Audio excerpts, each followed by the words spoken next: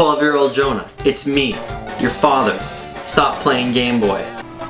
What, Dad? Why? I'm almost at the rock gym. Because you might get GameBoy Disease. Wait, is that really a thing? I don't know. Why don't you go to physio school and tell me in about 13 years? Preferably in video format.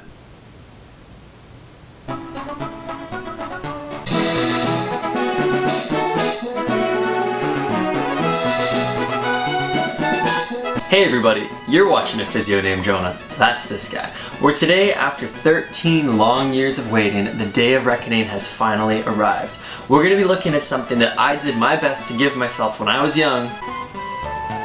GameBoy Disease. So what is GameBoy Disease? Is it a virus of the eyes from too many wild frittata encounters? Or maybe a respiratory illness when you inhale too much dust playing Super Mario Kart? Or potentially it's a growth that you get in your skull when you die for the 50th time in Super Mario. It's actually a term that was coined by a Dutch spinal surgeon who started to notice a lot more forward spine curvatures in patients aged 8 to 18.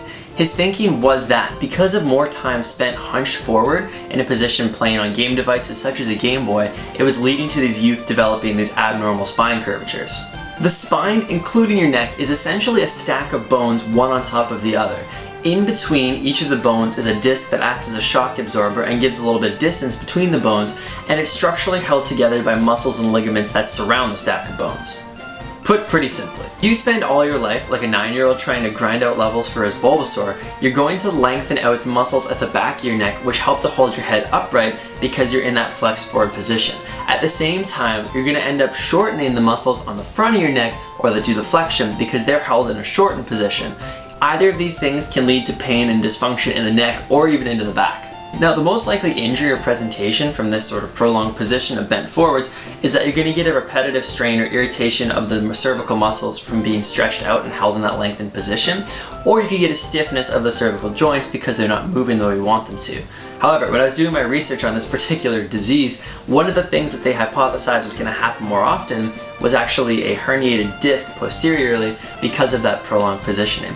While this is technically possible, my goodness, you would have to play a lot of Game Boy in order to herniate a disc in your cervical spine. Now, I definitely can't speak for everyone out there, but I know that myself as a child and now as a fully grown child playing video games on a Game Boy or on TV, whatever, I noticed that I spend a lot of time changing positions because your neck gets sore in one position for too long. You can sort of tell when that happens, and position changes tend to happen relatively naturally. The prevalence of neck and back pain in our current age of technology and devices is definitely a real issue. It's because a lot of our time that we're spent on these devices is spent in sitting. I mean, shockingly enough, most of us aren't playing Wii Sports when we play video games. What do you mean slice? This means that on top of bending forward your neck to look at your device, you're also flexing further forward your mid-back or thoracic spine, which furthers that pull on the muscle and really enhances that poor posture. Let's get something straight. I'm making this video because I think the term GameBoy Disease is just hilarious and I had to make a video on it.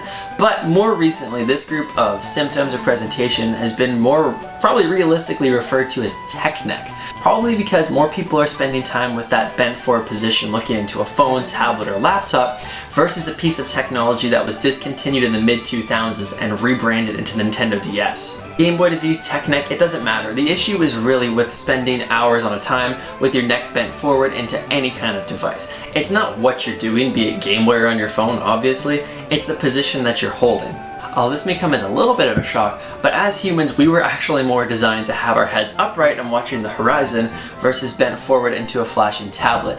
Obviously, there were times when we were going to be looking down at things we're doing, but spending hours and hours at a time, not quite so often. Now, what can we practically take away from this video on Game Boy Disease? If you're forced to work with technology, as, let's face it, many of us are, pay attention to the posture that you're set up in as you're working with it. I've actually been requested to do a video on posture, so stay tuned for that later. Frequently changing your posture throughout the day as well can be really, really helpful because then you aren't allowing your body to build up too much discomfort or stiffness in one particularly negative posture. As a physio, if I'm treating someone who's presenting to me with this sort of neck and back pain from working with technology all the time, stiff, tight, I'll often use manual techniques in acupuncture to help relieve pain and the short-term outcomes, but long-term you have to tackle those positions and patterns that are creating the pain in the first place. Otherwise, it's just going to become a recurring thing, and you can keep putting out fires along the way, but you're never tackling the real underlying issue. Hope you all enjoyed today's video. If it sparked any questions, leave them in the comments section below. Subscribe if you don't want to miss any of the upcoming content. And other than that, guys, move your body, have a laugh, and I will see you at the next video. Hey, great video on GameBoy Disease 13 years from now. That doesn't make any sense. I know, because I'm not your father. I'm you from the future. Does that mean you're complimenting yourself? Come hop in my time machine. Pass. I'm about to take on Brock. Oh, good point. I'll watch.